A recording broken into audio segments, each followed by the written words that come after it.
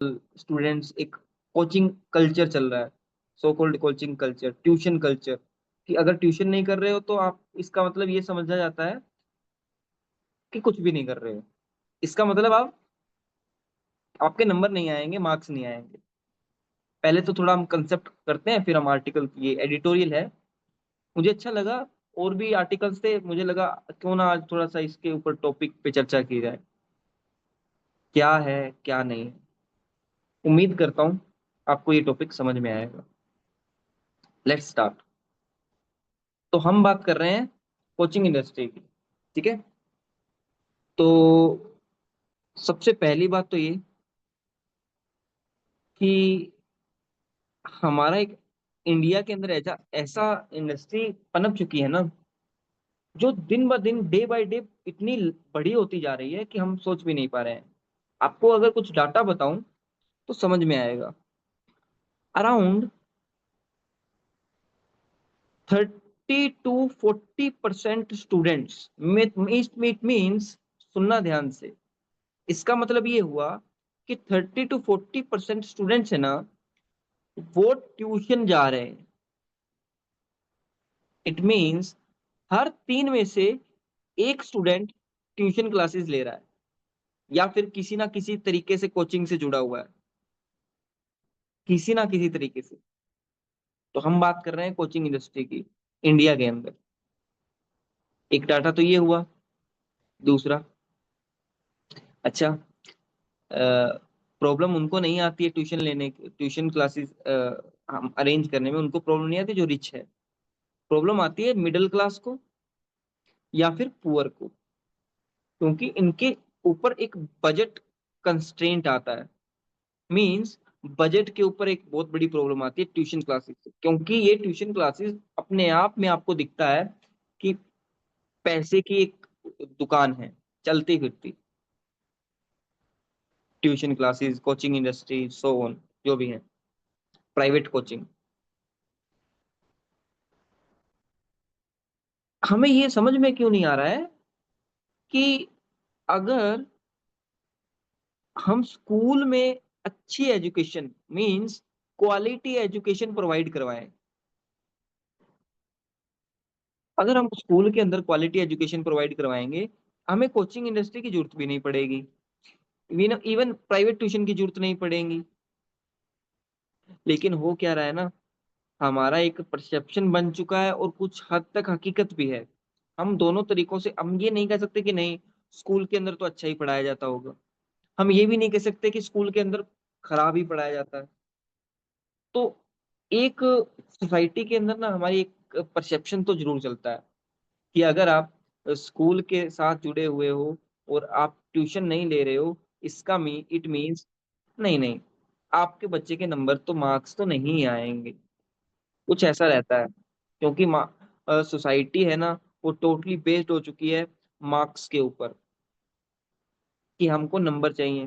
दूसरी बात, एक और बात, खास बात, जो जरूरी, एक इसको हमारे लिए ना एक कंपलसरी कर देती है ट्यूशन क्लासेस को। मिडिल क्लास है ना, वो इस डर में रहता है, मिडिल क्लास को सरवाइव करना है, ठीक है।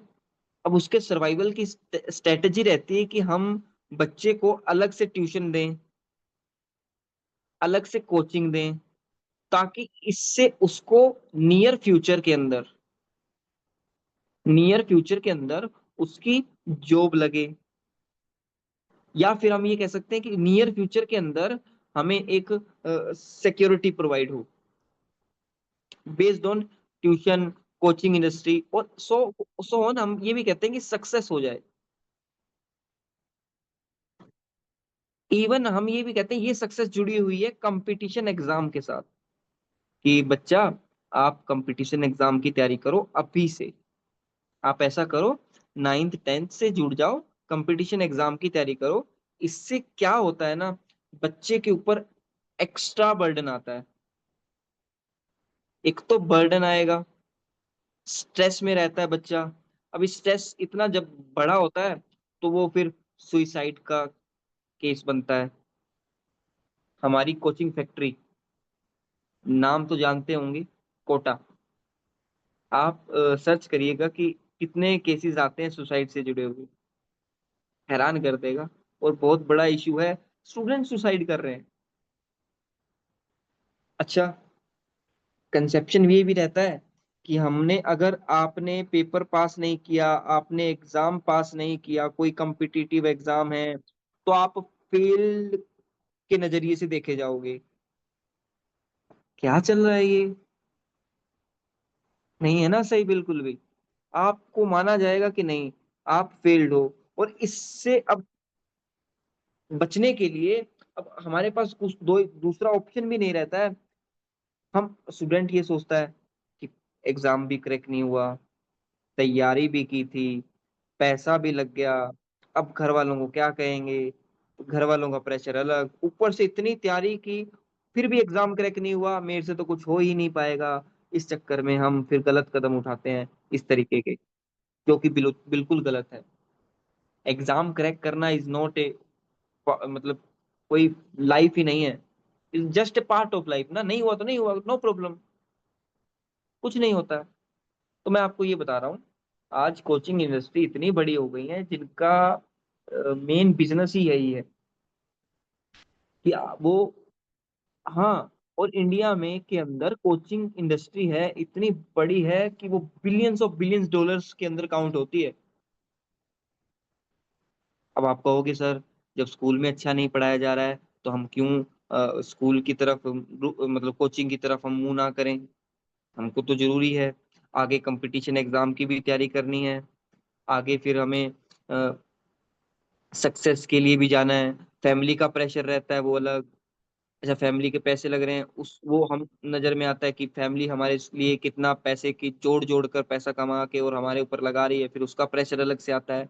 और इसके बावजूद अगर एग्जाम क्रैक नहीं होता है, फिर हमें स्ट्रेस होता है, बर्डन होता है, ये हो गया ये हो गया, फिर हम गलत कदम उठाते हैं, जो कि बिल्कुल गलत है। आई थिंक आपको समझ में आ रहा होगा हम किस बात में बात कर रहे हैं। तो ये जो एडिटोरियल है, ये बात कर रहा है कोचिंग्स के ऊपर। ये एडिटोरियल है, ये बात कर रहा है क्यों हम एजुकेशनल क्वालिटी प्रोवाइड नहीं करवा पा रहे हैं स्कूलिंग एजुकेशन में, और क्यों हमारा ये परसेप्शन बन गया है कि नहीं, कोचिंग के अलावा तो कुछ हो ही नहीं सकता है। इवन हम तो ये भी सोचते हैं कि कोचिंग नहीं कर रहे हैं तो सक्सेस नहीं मिल पाएगी। कोई पर्सन अपने सेल्फ स्टडी करके अगर फेल भी होता है और उसको यही बताया जाता है, नहीं आपने कोचिंग नहीं की इसलिए फेल हो गए। हाँ, जो भी कंसेप्शन चलते हैं, ठीक है। डाटा है, अब हम डाटा के ऊपर आते हैं। क्या हमारे सामने डाटा क्या बोलता है ना, देखो, 44.6% अर्बन स्टूडेंट्स है ना, क्लास 11th और 12th के, वो कोचिंग से जुड़े हुए हैं। मतलब हाफ ऑफ द जो भी अर्बन स्टूडेंट्स हैं वो कोचिंग से जुड़े हुए हैं, 11 12th के। अच्छा, दूसरा पॉइंट, एवरेज एनुअल स्पेंडिंग, हम कोचिंग प्राइवेट ट्यूशंस के ऊपर कितना खर्चा कर रहे हैं एनुअली। अर्बन शहरी इलाकों में अराउंड अराउंड 10,000 के करीब हम खर्चा करते हैं एक घर, एवरेज ही, एवरेज है ये। रूरल अराउंड अराउंड 4,500, इतना खर्चा हो रहा है, ये एवरेज है। असल में हमको जानते हैं कि कोचिंग की फीस कितनी होती है एनुअली, 1 लाख, 2 लाख, 3 लाख। इसे जस्ट ए बिजनेस ना, कह रहे हैं कि स्कूल एजुकेशन में बढ़िया हो रहा है, हम इंफ्रास्ट्रक्चर बढ़िया कर रहे हैं, तो स्टूडेंट्स क्यों जा रहे हैं? तो देखते हैं कुछ पॉइंट्स। एक तो हमारा कॉन्फिडेंस ही नहीं है स्कूल के अंदर।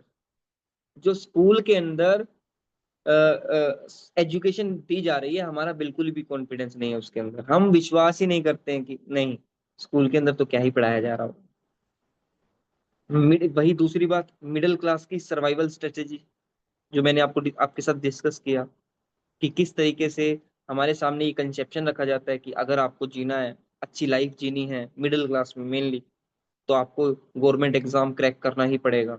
अगर नहीं किया तो आपकी लाइफ बिल्कुल सही नहीं होगी, आपकी लाइफ, आपको बहुत स्ट्रगल करना पड़ेगा।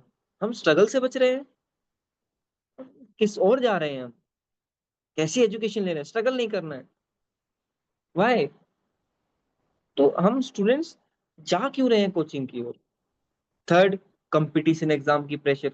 आजकल तो बच्चों को सिक्स्थ में ही ये बोल दिया जाता है कि अभी से तैयारी करो आईएएस की।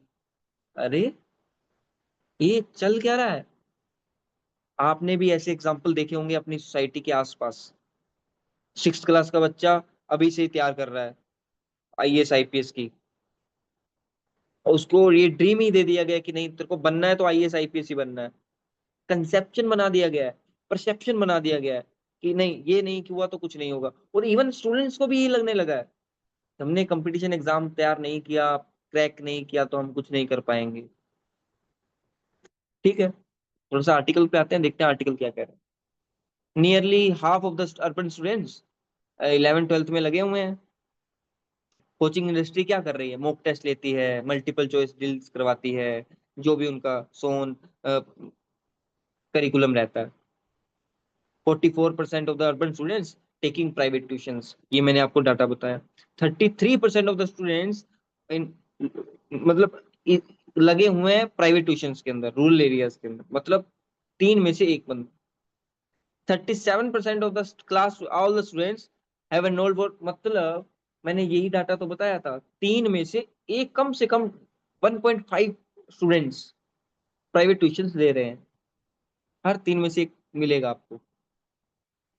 तो ये ना हमारे सोसाइटी के अंदर ना कोचिंग इंडस्ट्री इस तरीके से काम करती है ना, आपको नहीं हुआ क्रैक तो आपको मोटिवेट करेगी, इस साल नहीं तो अगले साल, अगले साल नहीं तो अगले साल। मतलब इस साल नहीं हुआ, आपने आपके अंदर कोई कमी रही होगी, फिर से देखते हैं, इस बार नहीं छोड़ेंगे, नए नए तरीके, नए नए fundas. So on coaching industry. I know आप हो सकता है आप भी जुड़े होंगे, तो ठीक है जो भी है। Growing charge man between the aspiration and, एक अपॉर्चुनिटी दिखाई जाती है, एक होप क्रिएट की जाती है, एस्पायरेशन क्रिएट की जाती है आपके अंदर।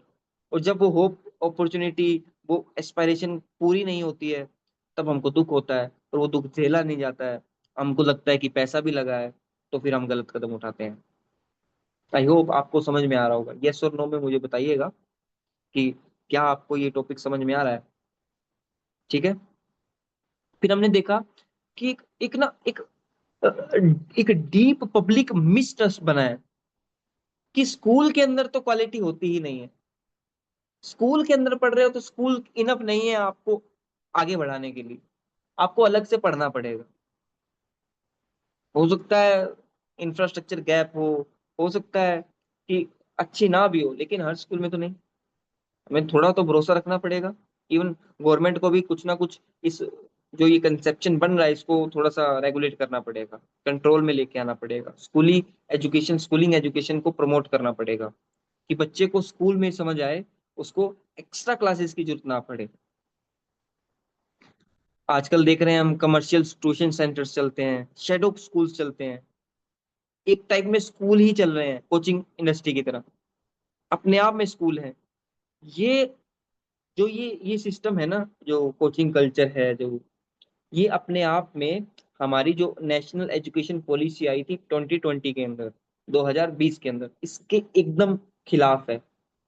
तो हम पॉलिसी लेके आए एक तरफ कि बच्चे को थोड़ा प्रैक्टिकल करवाना है, कोचिंग इंडस्ट्री को थोड़ा सा कम करना है, मींस बच्चे को कुछ एक्स्ट्रा ट्यूशन की जरूरत ना पड़े, स्कूल के अंदर ही सब नॉलेज मिले, प्रैक्टिकल नॉलेज भी हो, एक्सपीरियंस भी हो। तो हम ये तो बिल्कुल उल्टा काम हो रहा है ना, एकदम ऑपोजिट। हम इनोवेशन पे नहीं काम कर रहे हैं, इमोशनली होके, नहीं उसका बेटा बन गया तो हमारा बेटा भी यही बनेगा। क्या मेरी बात आपको समझ में आ रही है?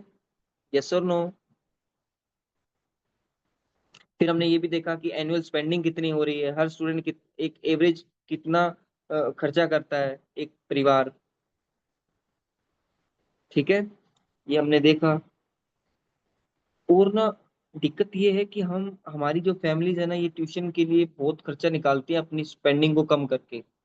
इनका एक बहुत बड़ा चंक अमाउंट खर्चा होता है कहाँ? स्टूडेंट प्राइवेट इंस्टीट्यूशंस के ऊपर। ठीक है, इनके ऊपर बहुत खर्चा होता है, और उनको बहुत फाइनेंशियली बर्डन भी होता है, एक चंक ऑफ अमाउंट खर्चा होता है। ठीक है। अब ये इसमें एक प्रॉब्लम भी आती है। अब जिनके पास रिसोर्सेज हैं, जिनके पास पैसा है, रिसोर्सेज हैं, वो इजिली अडॉप्ट कर लेता है, वो इजिली एक्वायर कर लेता है, वो इजिली उसको मतलब ले सकता है कोचिंग। 1 लाख 2 लाख उसके लिए कुछ भी नहीं है, कुछ इसके पास नहीं है, लिमिटेड रिसोर्स है, उनके बीच में एक गैप बनता है। अच्छा, आप खुद सोचना, एक एक फैमिली है, ध्यान से सुनना, एक फैमिली है जिसके पास रिसोर्सेज इनफ है, एक फैमिली है जिसके पास रिसोर्सेज इनफ नहीं है। ये कोचिंग लेकर ये तो आगे बढ़ जाएगा और ये पीछे का पीछे रह जाएगा, ऐसा कंसेप्शन रहता है। और रिसोर्सेज ना होने की वजह से ये कोचिंग इंडस्ट्री को लेता वो कर मतलब कोचिंग प्रोवाइड करवाता है अपने बच्चे को।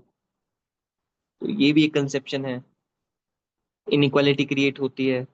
तो हम देख रहे हैं ये सब है। और हमें एक ये क्या होता है ना, हम इतना प्रेशर डाल देते हैं, इतना पता नहीं क्यों, वाई। एजुकेशन इज ए एक इंजॉय होना चाहिए, एंटरटेनमेंट, मजा आना चाहिए, पढ़ रहे हैं, कुछ नया सीख रहे हैं। लेकिन हमने क्या बना रखा है इसको, एक स्ट्रेस का पार्ट बना रखा है, एक एक बर्नआउट होता है स्टूडेंट्स का पूरे तरीके से, नींद नहीं आ रही है, स्ट्रेस हो रहा है, बर्नआउट हो रहा है। इससे फिर आगे बढ़ते हुए जब ये और ज्यादा होता है तो ये फिर सुसाइड का रूप लेता है। तो क्या करना चाहिए, सेंटर को रेगुलेशन करना चाहिए, किसके ऊपर, कोचिंग इंडस्ट्री के ऊपर। थोड़ा सा स्टूडेंट्स की स्कूलिंग एजुकेशन को बढ़ावा देना चाहिए, अच्छा करना चाहिए, इंफ्रास्ट्रक्चर को बढ़िया करें, सीट्स को हायर एजुकेशन में सीट्स को थोड़ा ज्यादा करें, करिकुलम को स्ट्रेंथन करें, स्कूल करिकुलम को स्ट्रेंथन करें, इंफ्रास्ट्रक्चर को बढ़ाएं, हायर एजुकेशन में सीट्स को बढ़ावा दें, एकेडमिक सक्सेस है ना जो, इसको डाइवर्सिफाई करें, रेगुलेशन करें कोचिंग सेंटर्स को। ये कुछ पॉइंट्स बनेंगे जिससे हम कह सकते हैं कि हाँ हम इस ओर आगे बढ़ रहे हैं। हमें रियल एजुकेशन के ऊपर फोकस करना पड़ेगा, रियल एजुकेशन जो हमारे फिलोसफी से जुड़ी हुई है। हमें सही ज्ञान मिलना जरूरी है, जो हमें एनलाइटनमेंट की ओर आगे लेते लेके जाता हो, अवेयरनेस की ओर। आज हमने क्या देख रहे हैं, हम जस्ट फॉर एजुकेशन लेते हैं फॉर एम्प्लॉयमेंट, इट इज देख लिया। फिर हमने देखा नेगेटिव क्या होता है, एक तो इससे प्रेशर आता है, हम अगर कोचिंग लेने जाते हैं, कोचिंग के साथ जुड़ते हैं, तो इससे इकोनॉमिक प्रेशर आता है, बर्डन आता है, एक्स्ट्रा बर्डन। एक्स्ट्रा बर्डन कैसे, कि हमको देखने को मिलता है, फाइनेंशियल क्रंच देखने को मिलता है सोसाइटी फैमिलीज के ऊपर, उनका एक चंक ऑफ अमाउंट खर्चा होता है प्राइवेट ट्यूशंस की ओर। मेंटल और इमोशनल स्ट्रेस आता है वो अलग, फैमिलीज के ऊपर भी आता है, स्टूडेंट्स के ऊपर भी आता है। फैमिली स्टूडेंट्स के ऊपर डाइवर्ट करती है इसको। सोशल डिवाइड होता है, एक अ, एक पर फैमिली आगे जा रही है, दूसरी फैमिली पीछे रह रही है, क्योंकि रिसोर्स का डिवाइडेशन है, रिसोर्स इनफ नहीं है हमारे पास। तो आई होप आपको ये टॉपिक समझ में आ रहा होगा। आ रहा होगा तो आप मुझे चैट में बताइएगा कि आपको ये समझ में आया। तो हम ये कह सकते हैं, रेगुलेशन कर सकते हैं हम कोचिंग सेंटर्स का, हम स्कूल की एजुकेशन की क्वालिटी को इम्प्रूव कर सकते हैं, हमें स्कूल का इंफ्रास्ट्रक्चर डेवलपमेंट करना पड़ेगा। कब तक उसी तरीके से पढ़ाते रहोगे, कब तक टीचर उसी टेक्निक्स को फॉलो करता रहेगा? नहीं, हमें आगे बढ़ना है, स्कूलिंग एजुकेशन को प्रमोट करना है, तो हमें इंफ्रास्ट्रक्चर की भी जरूरत है, टीचर्स को मटेरियल अवेलेबल करवाना है, इंफ्रास्ट्रक्चर स्कूल में स्कूल बच्चे स्कूल जाएं, ना कि कोचिंग इंडस्ट्री में। रीडिफाइन करना होगा कोर कंसेप्ट को हमें। आज हमारी सोसाइटी, हमें सही काम करना है, चेंज करना है, एनलाइटनमेंट की ओर आगे बढ़ना है, हमारे गुरुओं के बारे में सीखना है, फिलोसफी को समझना है, ग्रंथों को पढ़ना है। Even inclusive education is a part of ये होना चाहिए द स्कूल। हमें लर्निंग पे फोकस करना है, ना कि एग्जाम क्लियर करने पर। सीखना जरूरी है, एग्जाम क्लियर करना नहीं। आई होप ये टॉपिक आपको समझ में आया होगा।